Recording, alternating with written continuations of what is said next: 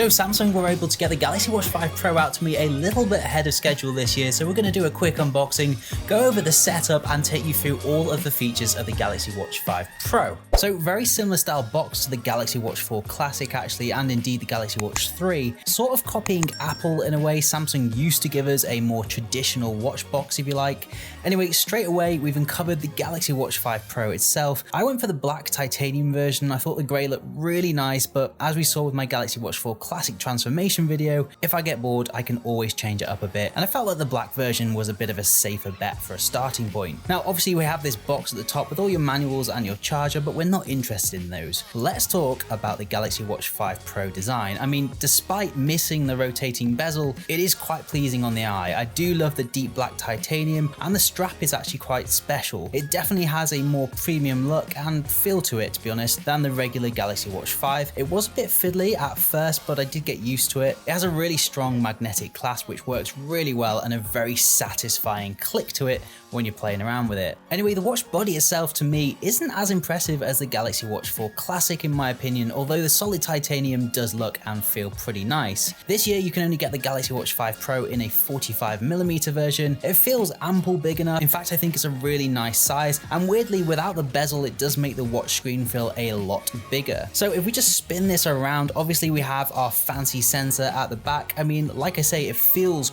Pro, but at the moment nothing is exactly particularly blowing my mind about it in comparison to the Galaxy Watch 4 Classic. So let's get this baby turned on. You look so sexy in that box. Bang, and she's turned on. It will take a little bit of time to load, but not as long as I remember with the Galaxy Watch 4 Classic doing, despite having exactly the same chipset. Okay, so we're all turned on and set up. I really like the compass watch face on this. If you actually go into the settings, you can turn this on. I think it really does complement the watch body. It was a good default watch face for Samsung to pick. So let's have a quick play around here. Now I've connected my phone. It feels pretty responsive, fast and snappy, as much as you'd need for a smartwatch, and the bezel actually works really well. If you're seeing a bit of lag now, that's just because it's getting warmed up and it's been turned on for the first time. It will sort itself out. That isn't something you'll usually see. Now if you're confused, Samsung did omit the rotating bezel, but this year the Galaxy Watch 5 Pro does have a touch sensitive one. So you can still navigate around in a similar fashion, and although I will keep repeating this, I do miss the rotating bezel, there is no denying that the haptic feedback you get when using the touch sensitive dial is just as satisfying as having a real bezel, if not more. I will deep dive into some of the features and settings in a future video for you guys, so please do gently pet that subscribe button. Also, I do have a watch face series called Watch Face Wars. I do it once a month where I show off some of the best Wear OS watch faces for your Galaxy Watch, so make sure you tune into that. Anyway, moving on, it is worth noting here, this year I actually went for the Bluetooth version. I've bought the LTE version of the Galaxy Watch every year since the first gen Galaxy Watch was released, and I just don't use the feature enough, especially not enough to warrant paying slightly more money, and usually it does actually drain the battery a little bit faster. So Bluetooth will do me nicely. 9 times out of 10 I will have my phone on me, and even if I don't, let's say I go for a run for example, I'm very unlikely to be answering calls anyway. So I can still preload some of my favorite tracks onto Spotify in offline mode and connect my watch to my earphones, so really do consider whether you actually need that LTE version. I'm sure a lot of you will be like me, usually going for the biggest and best of everything without giving it too much thought. Anyway, it looks like we're all set up, so let's check out some of the other watch faces preloaded into the watch, or in the Galaxy Wear app I should say. Again, I'll give you some more suggestions in the upcoming Watch Face Wars episode. Some decent ones on here though, to be honest, really liking the look of some of these. With the Samsung ones and most third-party watch faces, you can press and hold on a watch face to bring up a menu, and then you can usually change individual elements of the watch face and make it a little bit more personal to you. For example, the main watch face you start off with, you can enable the compass option like I said earlier by pressing and holding on the watch face and navigating to the setting. You can also change the colors of the dials if you so desire. Now next to me I have all the other Galaxy watches actually. I do have my Galaxy Watch 4 Classic for comparison. Again, I'll likely do a dedicated comparison between the two in a future video, but despite the design, which admittedly I changed anyway on the Galaxy Watch 4 Classic, they kind of feel the same. It's just the obvious bezel which is missing on the Watch 5 Pro.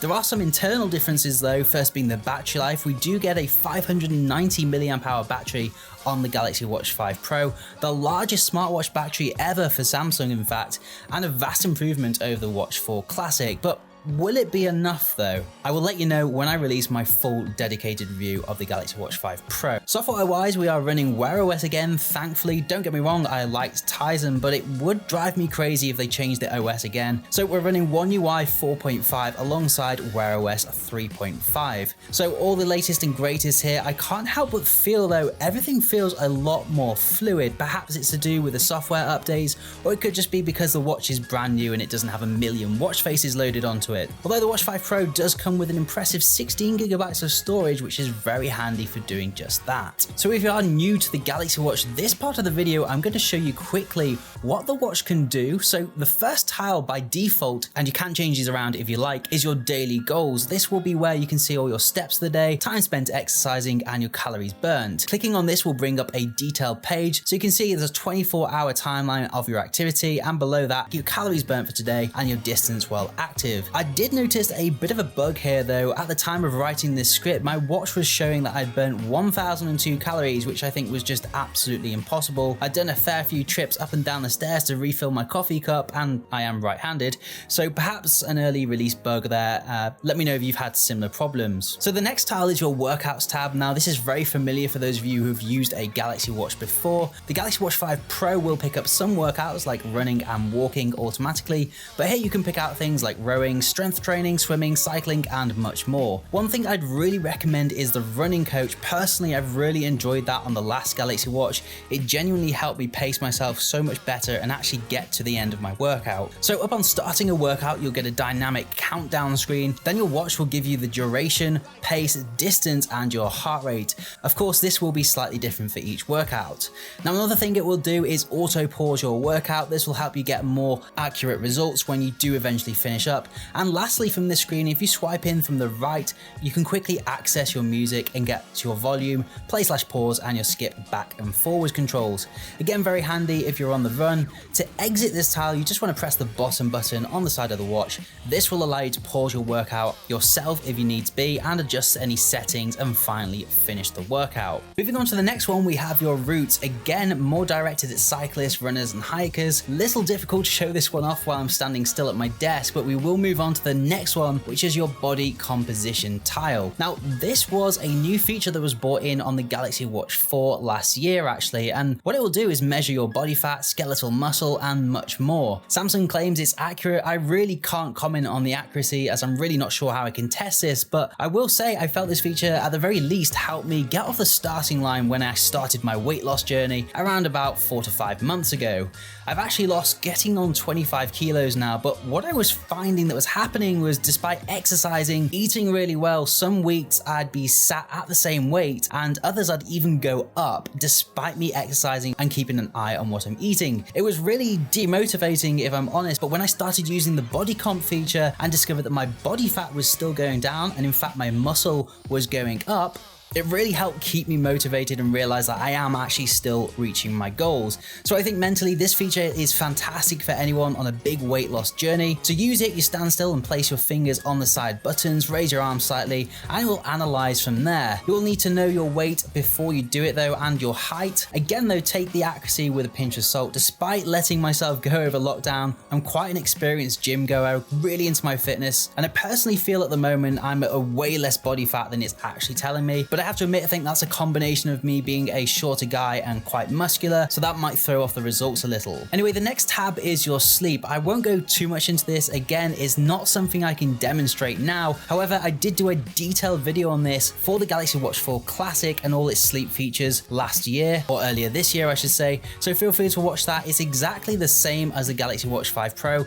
There will be a link in the top right corner now if you want to load that video up ready. Clicking on the tile will bring up a page telling you how much sleep you got, and you can get a much more detailed look at all this through the Samsung Health app. The next tab is your weather, pretty self-explanatory. Tapping on this will give you a really detailed outlook on what's going to be happening in the day, and then the tab after that is your calendar, and then you have your blood pressure. You do need a blood pressure machine to calibrate it, which is a little annoying, but most people can just pop down to their local pharmacy and get that done for you nice and easy. ECG on the next tile, however, does not require any calibration, but you will need a separate app on your phone called Samsung Health Monitor. monitor. Again, I intend to jump into all this stuff in depth in a future video, so we will move on to the next tab, which is your heart rate feature. Does what it says on the tin. In the past, I've done tests on all the Galaxy Watches and found it to be fairly accurate actually, better than most smartwatches at least, and that's the same for the SpO2 or blood oxygen monitoring. There isn't a tile for this by default, but you will have to add this manually. I'll show you how to do this after our last default tile, which is stress. Now, this one I've always felt is a bit of a gimmick. I do get stressed a lot, don't get me wrong, but not as much as my Galaxy Watches claimed in the past. It always seems to put me in the red, and on days when I do genuinely feel like I'm ripping my hair out, it says I'm absolutely fine. So not having tested the Galaxy Watch 5 extensively, perhaps improvements have been made, but when I was scripting this, I did do a little test and well, it put me in the maximum bracket for stress. And I mean, I was just sat in bed, I didn't feel stressed at all. I was on my laptop typing out this script, listening to some music. So I'm not hopeful improvements have actually been made to that. Anyway, as promised, there are more tiles to explore, including the SpO2 tile. You can add this by swiping to the very end, tapping the plus option, and you'll get loads of options, including media controllers, Galaxy Bud control, steps, water, period tracking, and a world clock. So I don't really want to go any further with the Galaxy Watch 5 Pro. I want a little bit of time to play with it. I will be coming back within the next week or two with a detailed review of the new Galaxy Watch 5 Pro. Do let me know down in the comments what you think of the latest Galaxy Watch from Samsung. Also, click the link in the top right hand corner now to watch the latest episode of Watch Face Wars and be in with the chance of winning a Play Store voucher. For now though, I've been Alex, this has been Take It Easy, thank you so much for watching, and I will see you in the next one.